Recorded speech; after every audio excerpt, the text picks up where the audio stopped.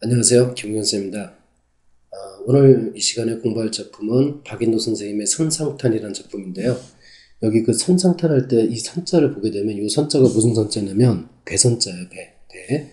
그래서 배 위에서 상자가 윗상자죠. 배 위에서 탄식한다 그래서 선상탄이라는 얘기인데 이 작품을 쓴 박인도 선생은요. 실제 임진왜란 때 전투에 참가해서 전쟁의 공을 세웠던 사람이기도 하고요. 그리고 전쟁이 끝난 다음에는 그 선조 임금의 명을 받아서 부산에 통주사로 내려가서 부산을 지켰던 장본인이기도 합니다. 그래서 부산에 내려갔을 때 배 위에서 그 당시 우리나라 군함의 판옥선이죠. 판옥선이라는 배 위에서 일본을 바라보면서 임진왜란의 그 상처와 그 아픔, 그리고 도대체 임진왜란이 왜 발생하게 됐는지 뭐 그런 얘기를 다루고 있는 작품이 선상탄입니다. 자, 핵심 정리를 보시면은요. 당연히 전쟁의 내용을 다뤘기 때문에 전쟁가사에 해당되겠죠. 자, 그리고 나라를 생각하는 마음의 바탕을 두기 때문에 우국지정이 바탕이 되니까 우국적이다 할 수가 있겠고요. 자, 그리고 비판적은 일본이 우리나라를 침략한 그 행동에 대해서 비판을 하기 때문에 비판적인 내용을 담고 있고요. 세 번째, 기원적이라고 되어 있는데 작품을 여러분들이 독해를 해보시면 알겠지만 이 작품 같은 경우는 임진왜란이 일어나게 된 이유를 헌원 씨가 배를 만들었기 때문에 그 배를 타고 일본에서 그 사람들이 우리나라로 침범을 했다. 그리고 진시황이 셔브리라는 애를 보내서 일본의 사람들을 많이 만들게 했기 때문에 그 사람들이 번창을 해가지고 일본의 사람들이 됐고 그 일본 사람들 우리나라를 침략을 했다. 이런 식의 그 왜 임진왜란이 일어났는지에 대한 기원 얘기를 하거든요. 자, 그렇기 때문에 작품의 성격에 기원적에 대한 얘기가 들어갈 수 있겠고요. 자, 주제는 전쟁에 대한 한탄과 우국 충정의 마음을 담고 있다. 그렇게 얘기해 볼 수가 있겠죠. 자, 특징으로는 우리나라 현실을 구체적으로 다뤘는데 왜 우리나라가 일본의 침략을 받고 있고 그 침략을 받아서 사람들이 어떤 고통을 당했는지 뭐 그런 얘기를 쓰고 있기 때문에 우리 민족의 현실을 다뤘다고 볼 수가 있겠죠. 또 외적에 대한 강한 적개심을 나타내고 있고요. 또 이 작품의 옥의 튀기도 한데요. 박인도 선생이 이 선상탄을 쓰면서 한자성어나 고사성어를 굉장히 많이 드러났기 때문에 순수한 우리말을 쓴 정철의 작품이나 다른 작품에 비해서는 한자가 많습니다. 그런 부분에서 옥의 튀다라고 할 수 있는 그런 부분이 있고요. 자, 그 다음에 오른쪽에 보면 배 이중성에 대해 설명을 하고 있죠.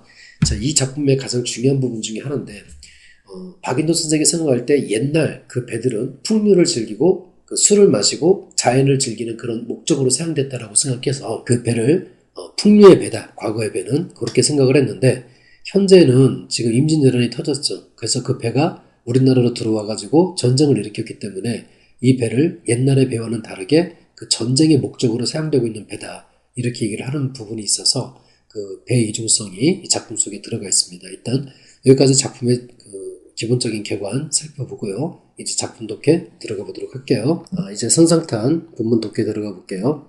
자, 서사 부분에서는 화자가 통주사가 돼서 즉 그 해군 사령관이에요. 해군 사령관이 돼가지고 진동영 부산진이죠. 부산진에 내려와서 병선을 타고 판옥선 우리나라 그 당시 군함의 판옥선이죠. 판옥선을 타고 그 적진을 바라보는 그런 내용을 담고 있는 부분이 바로 이 서사 부분입니다. 자, 뭐라고 하나 보세요. 늙고 병든 몸을 주사로 보내실 적에 주사는 해군 사령관 통주사입니다. 을사는 삼화에 을사는 뭐 임진년 뭐 내년 같으면 무술년이죠. 뭐 무술년 삼하 더운 여름. 자, 이때 삼자가 속삼자고 하자가 아래 하자니까 여름이 3번 겹쳤어요. 그러니까 무지 더울 때죠. 하여튼 을사년 삼화에 진동영 부산에 내려오게 됐다 그런 얘기입니다. 관방중지에 병이 깊다고 앉아만 있겠느냐. 자, 관방중지는 쌤의 밑에 필기하는 것처럼 전략적 요충지를 가리킵니다. 이 전략적 요충지에 즉 부산은 우리나라의 관문이잖아요. 그러니까 요충지가 되겠죠. 그 요충지에 병이 깊다고 앉아만 있겠느냐 이런 얘기예요. 일장검을 비스듬히 사고 자, 칼을 갖다 차고 병선의 구태에 올라서 판옥선이죠. 군함의 구태에 올라서 여기 집목해서 눈을 부릅뜨고 대마도 일본 쪽을 바라봤다는 얘기야. 자, 이런 것들에서 그 장군다운 풍모를 볼 수가 있겠죠. 이렇게 장군다운 풍모를 가리킬 때 흔히 호탕하다, 호방하다 이렇게 얘기를 하죠. 그래서 일장검 비스듬히 차고 그리고 병선의 구태에 올라서 여기 집목해서 대마도를 굽어본다. 이 부분에서 이 지금 두 구절이요. 이 두 구절을 통해서 확인해 볼 수 있는 그 화자의 그 태도랄까 이런 것도 호탕함, 장군다운 무인다운 호기가 보인다. 이렇게 볼 수가 있겠어요. 바람조차 불어오는 황후는 황혼할 때 이게 노란 구름인데요. 화자가 그 대마도를 바라보면서 노란 구름을 뭐 봤을 수도 있겠죠. 그런데 그 노란 구름을 보면서 화자는 무슨 생각을 했냐면 임진왜란의 상처가 아직까지도 머물지 않았다. 즉, 그 전쟁 때 임진왜란 당시만 해도 대포를 쏘고 그랬잖아요, 서로. 그래서 화약 냄새? 그 화약 냄새가 원근에 가깝고 먼 곳에 쌓여 있다 그런 얘기인데, 이 부분에서 얘기하고자 하는 것은 결국 무슨 얘기야? 전쟁의 상처가 아직도 남아있고 지워지지 않은 것 같다 그런 얘기예요. 아득한 파도는 긴 하늘과 한 빛이다. 그래서 저 멀리 수평선이 보이면서 그 전쟁의 상처에 대한 어떤 안타까운 정서, 이런 것들이 서사 부분에 들어갔다 볼 수가 있겠죠. 자, 스토리보드로 정리를 좀 해볼게요. 자, 선생님이 그냥 간단하게 얘기했는데, 간단하게 지금 그려놨는데요. 이게 우리나라 지도입니다. 자, 한양에서 선조의 명을 받고 누가? 박인도 선생이 을사년 3화에 부산에 내려왔다는 얘기야. 그래서 여기 판옥선에 딱 서가지고 어디를 바라본겨? 대마도를 갖다 바라본 거죠. 근데 대마도를 쭉 하고 바라보고 있는데 갑자기 노란 구름이 이렇게 쫙 낀 것 같은 느낌이 받은 거죠. 그래서 이거 황후는 화약, 전쟁의 상처, 화약의 기운, 뭐 이렇게 해석해 볼 수 있다는 얘기입니다. 그리고 저 멀리 수평선에 파도가 치는 그런 모습을 보면서 그 전쟁에 대한 어떤 안타까움이라고 할까? 이런 것들을 드러내고 있는 부분이 바로 이 서사 부분이에요. 본사 1-1번에서는요, 배를 처음 만든 헌원씨를 원망한다라고 되어 있죠. 그 임진왜란을 도대체 왜 임진왜란이라는 것 자체가 일어났는지 그 박인노 선생께서 배를 타고 대마도를 굽어보면서 곰곰이 생각을 해본 거예요. 그래서 임진왜란의 책임을 헌원씨라는 그 황제한테 지금 돌리는 부분이거든요. 자, 한번 읽어볼게요. 선상에 배회하면서 배 위에서 왔다 갔다 배회한다. 왔다 갔다 하면서 고금을 생각해보고, 고금이라는 것은 옛날이에요. 옛날과 지금을 한번 고민해서 생각해봤다. 사억하다 생각해보고, 어리석고 미친 회포에, 자, 어리고 미치다, 어리석고 미쳤다 그런 얘기인데, 자기가 지금 헌원씨를 탓하려고 하거든요. 지금 임진왜란의 책임으로. 근데 그 자체가 어리석고 미친 생각이라는 걸 자기도 알면서 시작하는 겁니다. 요거는 왜 그럴 수밖에 없냐면 좀 이따 좀 얘기를 할게요. 어리석고 미친 회포의 생각에 헌원씨를 탓한다. 결국 첫 번째 화살을 누구한테 돌리고 있다는 얘기야? 헌원씨라는 황제한테 돌렸는데, 헌원씨는 중국 고대의 그 배하고 수레, 그러니까 문물이죠. 문물을 처음으로 만들어서 그 사람들한테 그 배포해줬던 그 사람이 헌원씨인데, 하여튼 헌원씨라는 사람이 인류 최초로 배를 만들었다는 전설이 있어요. 그래서 그 배를 만든 헌원씨를 탓하고 싶다는 얘기입니다. 왜냐하면 대양이 망망해서 바다가 넓어서 천지에 둘렀으니 바다가 그 온 천하를 덮었다는 얘기죠. 온 천하를 덮었는데 바다가 천지에 둘렀으니 진실로 배가 아니면, 정말로 배가 아니라면 풍파만리, 파도치는 그 바다요. 넓은 바다 밖에서 어떤 사이, 오랑캐, 다시 말해서 일본을 가리키는 거죠. 우리나라하고 일본하고 그 바다로 연결되어 있잖아요. 그죠? 만약에 배가 없으면 일본 사람들이 우리나라로 올 수가 없겠죠. 뭐 지금처럼 비행기가 있던 시기도 아니니까. 그죠?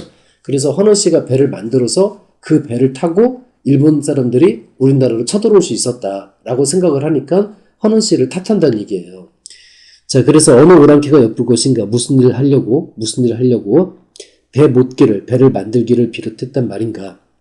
만세천추에 오랜 시간 동안 끝없는 큰 패단이 되어서, 왜? 배를 타고 사람들이 쳐들어오고 침략하고 하니까 큰 패단이 된 거죠. 큰 패단이 되어서 보천지하에 온 천하에 만 백성의 원망을 키웠다 그런 얘기입니다. 그런데 여러분 한번 생각해 보세요. 헌원씨는 배를 만든 목적이 이 배를 타고 다른 나라를 침략하자, 이런 의도로 만들었을까요? 어떤 교통수단으로서 편리한 그런 교통수단으로서 역할을 하기 위해서 만들었겠죠. 근데 헌원씨가 배를 만들었기 때문에 결국 그 배를 타고 일본에서 우리나라를 침략했다. 이렇게 얘기하는 것은 헌원씨의 의도와는 전혀 상관없는 거죠. 그렇다면 이 글의 화자가 범하고 있는 오류는 어떤 오류가 될까요? 의도 확대의 오류가 되겠죠.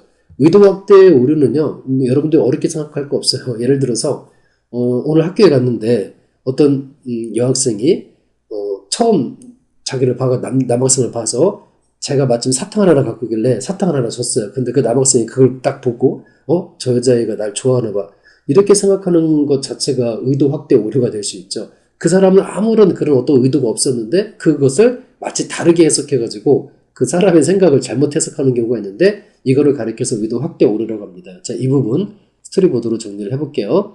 자, 우리나라하고 조선하고 일본은 이렇게 굵은 바다로 막혀 있죠. 그죠? 그러면 배가 있어야 왕래할 거 아니냐. 그죠? 자, 그런데 결국 이 배를 타고 일본이 우리나라로 침략을 했단 말이야. 그걸 생각해보니까 배를 만든 건 옛날 헌원 씨가 만들었다고 하는데 이 헌원 씨가 배를 만들어가지고 전쟁이 터졌어. 그래서 만민원, 모든 백성들의 원망이 돼버렸다라고 얘기하는데 사실 이거는 그렇게 얘기할 수 있는 부분은 아니겠죠. 그죠? 자, 다음 넘어가 볼게요. 자, 이번에는 본사 1-2번입니다. 역시 그 임진왜란이 일어나게 된 그 이유를 아까는 누구를 헌원 씨가 배를 만들었기 때문에 그 배를 타고 쳐들어왔다 그런 얘기를 했죠. 이제 그 탓을 진시황과 서불이라는 사람한테 그 탓을 돌립니다. 자, 그래서 뭐에 그 진시황과 서불한테 그 탓을 돌리는지 또 읽어볼게요. 어즈버 깨달으니 다시 한번 생각해보니까 진시황이 잘못한 거다. 진시황의 탓이다 그런 얘기예요. 임진왜란이 일어난 이유가 배가 비록 있다고 하지만 타고 다니는 배가 있다고 하지만 일본을 많이 만들었던들 삼기다라는 얘기는 만들다 그런 뜻이에요.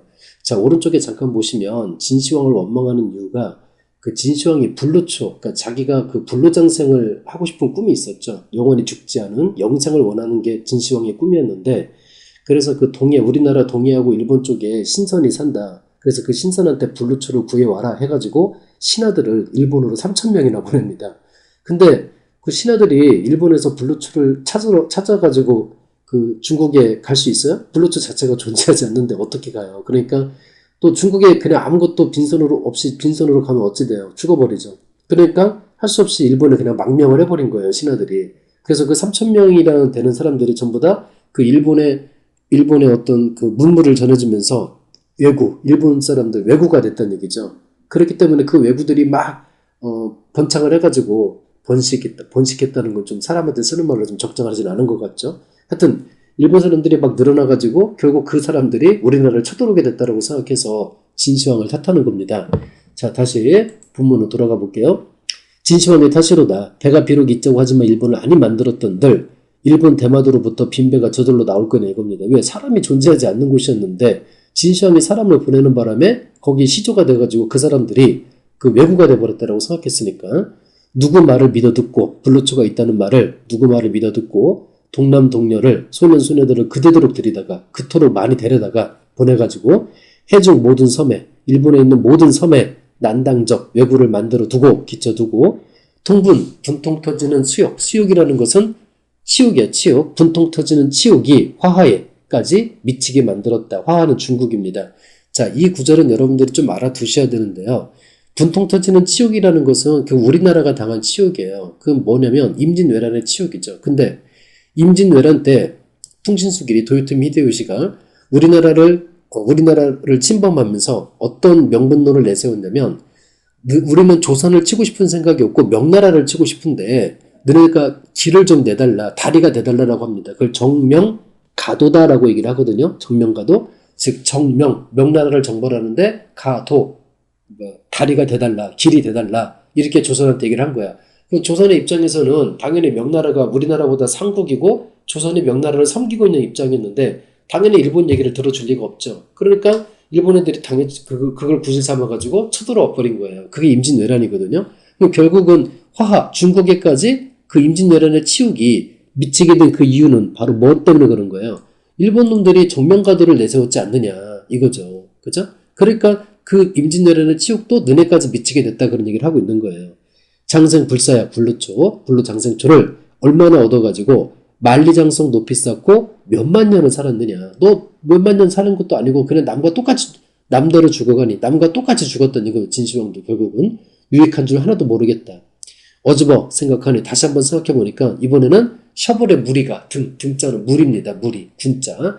셔블의 무리들이 괘씸하다. 참 그 사람들이 괘씸한 사람 같다는 얘기예요. 셔블이 누구냐면 진시황이 불로장생초를 찾아오라고 보냈던 신하의 우두머리입니다. 근데 그 서불이라는 사람이 다시 돌아가면 죽으니까 차라리 그냥 일본에서 살자 해가지고 일본에 눌러 앉아버린 거예요. 그러면 일단 진시황도 잘못된 생각을 한 건 맞지만 셔블도 신하가 돼가지고 황제의 명을 거역하고 거기서 그냥 눌러 앉아버린 거잖아요. 그렇다면 셔블도 나쁜 사람이죠. 그래서 셔블의 우리가 괘씸하다. 인신이 돼가지고 신하가 돼가지고 일본에 망명도 한단 말이냐. 신선을 못 봤거든. 불로장생초를 갖고 있는 신선을 찾지 못했거든. 수이 빨리나 돌아갔으면 주사 이 실험은 주사 해군사령관 즉 자기 자신 화자 자신입니다. 통주사죠. 이 통주사의 씨름은 없을 것 아니냐 이런 얘기입니다. 왜? 임진왜란이 애초부터 나지 않았을 거기 때문에. 자, 그런데 진시황도 그렇고 셔블도 그렇고 사실 임진왜란에 책임이 있는 건 아니죠. 그죠? 그 사람들이 임진왜란을 의도해가지고 일본에 사람 보내고 셔블이 임진왜란을 의도해서 눌러앉은 건 아니잖아요. 그러니까 셔블의 탓을 하거나 진시황의 탓을 하는 것도 다 똑같이 아까 그 헌원씨를 탓한 거하고 똑같이 의도 확대 오류를 범하고 있는 거죠. 자, 스토리보드를 한번 또 정리를 좀 해볼게요. 자, 셔블에 대하고 진시황에 대해서 원망하고 있는 부분인데요. 자, 보세요. 진시황이요. 맨 처음에 뭐 했냐면 셔블한테 야, 너 불러줘 찾아와! 이렇게 얘기를 한 거야. 그러니까 셔블이 3,000명 데리고 일단 전설상에 의하면 우리나라 제주도인가요? 거기도 들렸다고 그러죠. 그래서 그 제주도도 들려가지고 못 찾으니까 일본으로 가가지고 결국 망명을 해버린 겁니다. 왜? 가면은 진시황한테 죽거든요. 그래서 결국은 그런 사람들이 전부 다 그 일본의 시조가 돼가지고 1592년 임진왜란을 일으켜가지고 우리나라로 쳐들어왔다고 생각한 게 박인도 씨예요. 이 글을 지금 화자란 말이야. 알겠죠? 그리고 분통 터지는 치욕이 일본에까지 중국에까지 미쳐가지고 그것도 참 짜증난다라고 얘기하고 있는 거죠. 근데 아까도 선생님이 설명하면서 얘기했지만 사실 셔블이나 진시황은 임진왜란을 일으킬 의도가 없었죠. 그러니까 진시황을 탓하고 셔블을 탓하는 것 자체가 화자가 범하고 있는 뭐가 되는 거야? 의도 확대의 오류가 된다는 얘기예요. 알겠죠? 자, 그러면 지금까지 탓한 사람들 헌원씨도 있고요. 진시황도 있고 셔블에 대해서 그 원망한 부분이 있는데 이거 다 의도 확대 오류랬죠. 헌원씨에 대해서는 왜 원망했어요? 너 왜 배 만들었어? 진시황은 왜 일본으로 사람 보냈어? 셔블은 왜 망명했어? 라고 원망을 던진 겁니다. 자, 이렇게 이 세 사람에 대해서 중국 사람들 세 사람에 대해서 원망을 하고 있는 그것은 결국 일본에 대한 적개심이 그만큼 어떻다는 얘기예요. 화자 마음속에 크다는 얘기죠. 그죠? 그러니까 이런 어리석고 미친 생각일지 모르겠지만 헌원씨나 진시황이나 셔블에 대해서 지금 원망하고 탓을 하고 있는 거란 말이에요. 알겠죠? 자, 그래서 일단 여기까지 정리하고요. 다음 넘어갈게요. 본사 2-1번에서 다루는 것은 자연을 즐기는 수단으로서의 배의 가치를 생각한다 그런 부분이거든요. 앞에서 헌원씨가 잘못됐다, 셔블이 잘못됐다, 진시황이 잘못됐다 이렇게 얘기를 하고 있었죠. 그런데 그 사람들의 잘못이 아니라는 얘기예요. 그래서 그러면 그 배의 가치가 전투 목적이 아니라 침략의 목적이 아니라 어떤 목적에서 배가 사용되는지 그걸 다룹니다. 두어라 기왕 불구 이렇게 된 거 어쩔 수 없지 않느냐. 일러 요즘에도 많이 쓰죠. 말하다 그런 뜻이에요. 더 이상 말해서 못하겠는가 그런 얘기입니다. 속절없는 시비, 헌원씨가 잘못했다, 진시황, 셔블이 잘못했다 이런 거 시시비비를 다 던져놓자 그런 얘기입니다. 잠시 생각해서 깨달아 보니까 내 뜻도 이때 내 뜻이 뭐야? 이 사람들이 잘못했다고 생각하는 게 자신의 뜻이고 그것이 좀 고집스럽다 그런 얘기죠. 그러니까 잘못했다는 얘기죠. 그죠? 황제 작주거는 헌원씨가 수레와 배를 만든 것은 헌원씨가 수레와 배를 만든 거 작주거라는 게 작자가 만들 작자고요. 주자가 배주자고 이 거자는 수레 차자죠. 근데 거자로도 쓰입니다. 그래서 헌원씨 황제가 수레와 배를 만든 그 행위는 외다라는 얘기는 뭐냐면 잘못됐다 그런 뜻이에요. 왠 줄도 모르겠다 그런 얘기입니다. 장안이 강동에서 장안은 사람 이름입니다.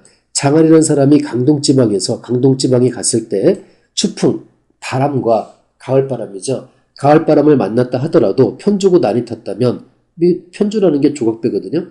배를 타지 않았다면 천청해월이란 말이 어떻게 나올 수 있겠느냐 그런 얘기예요. 천청해월이라는 것은 하늘은 푸르고 바다는 넓다는 얘기인데 그만큼 아름다운 자연을 얘기할 때 쓰는 말이죠. 그러면 이 두 구절을 통해서 결국 말하고자 하는 것은 배의 목적 자체가 어디에 쓰였다는 얘기예요? 전투 목적이 아니라 자연을 즐기는 데에 배의 목적이 있었다는 얘기죠. 어찌 흥이 절로 날 것이며 삼공도 아니 바꿀 어찌 흥이 절로 날 거냐 이겁니다. 삼공도 바꾸지 아니할 삼공이라는 것은 높은 벼슬이에요. 제1강산 자연의 부평초 같은 즉 소박한 삶을 살아가는 어부의 삶 자연 속에 흔히 묻혀 지내는 삶의 모습을 얘기할 때 어부의 삶이라고 하죠. 그 어부 생애를 이렵지 않으면 조그만 배가 아니라면 조그만 배를 아니타면 어디다가 의지해서 다닐 것이냐 그런 얘기입니다. 자, 그래서 이 부분 다시 정리를 좀 하면요.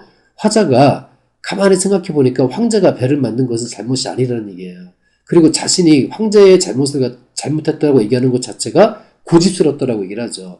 이렇게 배가 있었기 때문에 장안이라는 사람이 강동에서 자연을 즐길 수 있었고 우리가 어부의 삶도 즐길 수 있지 않느냐라고 생각하면서 배의 가치가 전투 목적이 아니라 자연을 즐기는 그런 수단으로서의 배의 가치에 대해서 생각해보는 부분이 바로 이 본사 2-1번 부분이 됩니다.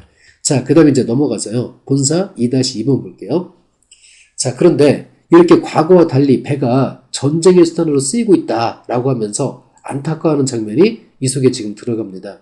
자, 예전에는 황제가 배를 만들어서 사람들이 자연을 즐기는데 풍류를 즐기는데 배를 썼다면 지금 사람들이 그 배를 어떻게 쓰고 있다는 얘기예요? 전투 목적으로 쓰고 있기 때문에 그것이 문제란 얘기예요. 자, 이렇게 본다면 이런 일 보건대 배 상긴 제도야. 즉 배가 만들어진 법칙이 묘하다, 지묘하다, 묘하다는 얘기인데 이 묘하다는 것은 결국 뭐를 다루고 있는 거야? 배의 이중성을 다루고 있는 거죠.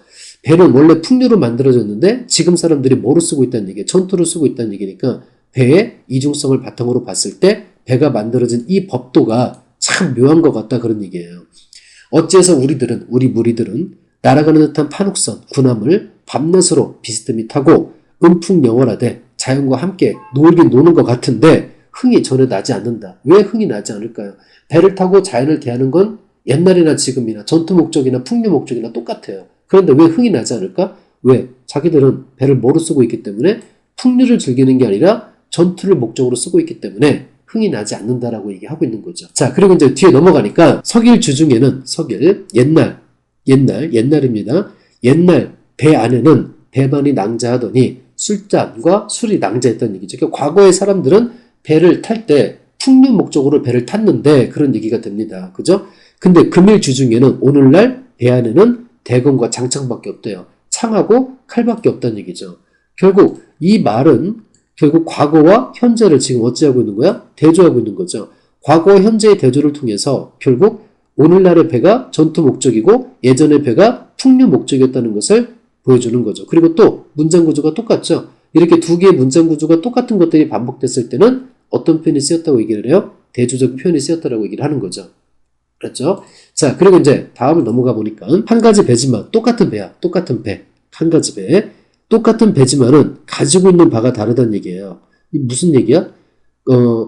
똑같은 배. 옛날의 배나 지금의 배나 똑같은 배인데 서로 가지고 있는 바가 다르대. 아까 과거의 배는 뭐를 가지고 있다고 그랬어요? 술과 그런 안주, 이걸 가득하다고 그랬죠. 그런데 오늘날의 배는 뭐가 가득해요? 대검과 장창밖에 없다고 그랬잖아요. 그러니까 똑같은 배지만 가지고 있는 바가 다르다 그런 얘기예요. 이때 여러분들이 여기서 조심할 거 앞에 쓰고 있는 배라는 것은요. 여기 한 가지 배 할 때 이 배라는 것은 뭘 뜻하는 거예요?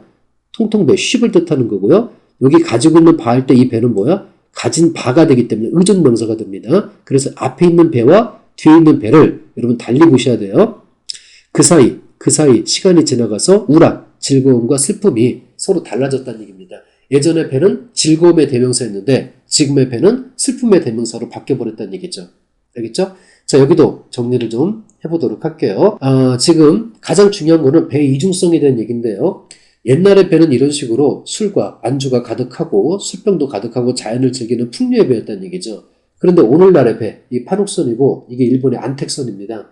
오늘날의 배 안에 이런 식으로 칼과 창 이런 것만 가득하다는 얘기죠. 그래서 그 사이에 우락이 즐거움과 슬픔이 서로 달라져 버린 것에 대해서 안타까워하고 있는 부분이 이쪽 부분이 됩니다. 본사 3-1번 들어갈게요. 자, 임진왜란의 치욕과 그 치욕을 생각하면서도 우리나라 그 우국단심, 애국심은 절대로 변하지 않겠다라고 하는 부분이 이 부분이 되는데요. 뭐라고 하나 봅시다.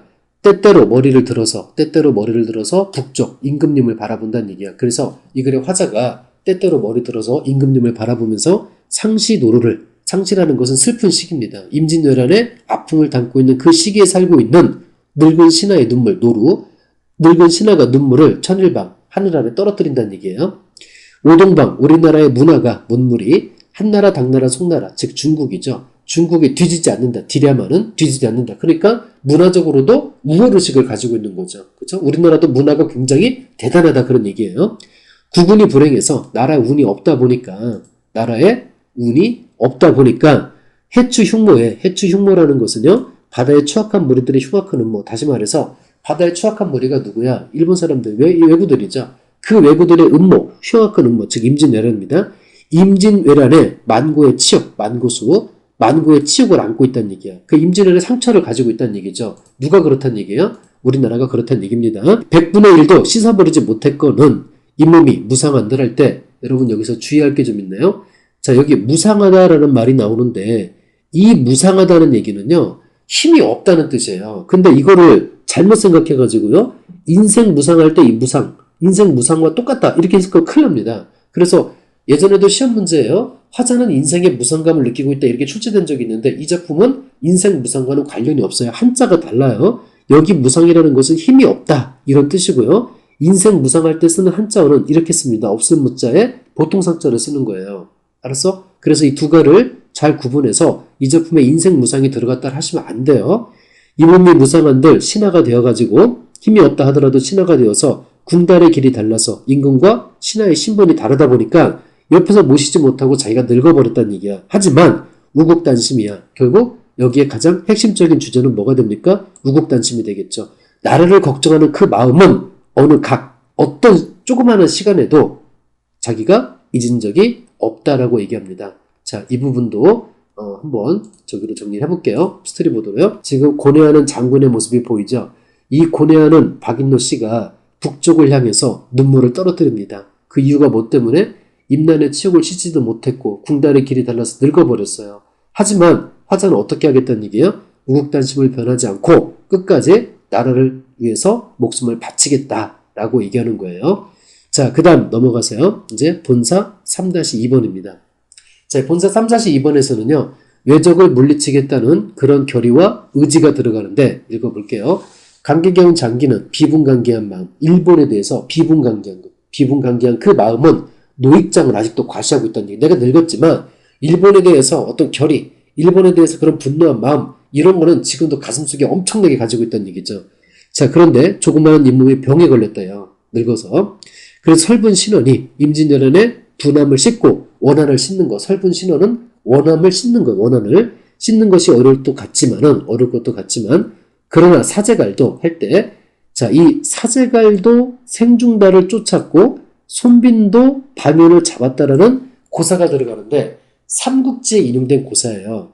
자, 여러분 삼국지에 보면 제갈량이 죽을 때, 제갈공명이 죽을 때 자기 시체를 바로 묻지 말고 의자에 묶어놓고 산 위에 올려놓으라고 하죠. 만약에 사마위, 생중달이 쳐들어왔을 때는 내 시체를 그 산 위에 딱 걸어놓으면 중다리가 내가 죽지 않았다라고 알고 다시 도망갈 거다 그래서 위기를 모면할 수 있다라고 얘기를 합니다. 그래서 실제로 제갈량이 죽은 다음에 사마위가 쳐들어왔을 때 그 위나라 사람들이죠. 위나라 사람들이 아니죠. 청나라 사람들이죠. 제갈량이 시체를 걸어놓으니까 중달이 실제로 도망갔다고 하죠. 그래서 죽은 제갈량이 뭐를 쫓아낸 거야? 살아있는 중달을 쫓아냈다는 얘기예요. 자, 그리고 바람눈 손빈도 방연을 잡았답니다. 손빈이 방연한테 당해가지고 수족이 잘렸어요. 그런데 손빈은 결국 자신을 해쳤던 방연이라는 사람을 잡았다. 이것도 삼국지의 고사입니다. 그리고 하물며 이 몸은 삼국지의 고사를 통해서 결국 나는 이 죽은 제갈량보다는 살아있잖아요. 그리고 자기는 손과 발도 멀쩡하다고 생각하는 거죠. 하물며 이 몸은 수족, 손과 발이 갖춰져 있고 명맥, 목숨도 이었다는 얘기야. 그러니까 누구보단 상태가 낫다는 얘기예요. 손빈이나 제갈량보다는 그나마 상태가 낫다는 얘기죠. 그래서 그렇기 때문에 서절구투를 적으나 적을소냐, 쥐새끼 같은 일본 놈들 서절구투를 조금이라도 저탄 얘기는 두려워하겠느냐 그런 얘기야. 두려워하지 않겠다는 얘기예요. 비선에 달려들어서 빠른 배, 군함에 달려들어서 맨 앞에 선봉에 서면 9월, 10월 불어오는 찬바람에 떨어지는 낙엽처럼 일본 사람 왜구들을 자기가 종횡무진 다 쓸어버릴 수 있을 것 같다는 얘기죠. 7중 7금인들 이거는 7번 잡았다가 7번 놓아주는 건데 이건 맹획의 교사가 이 속에 들어가 있습니다.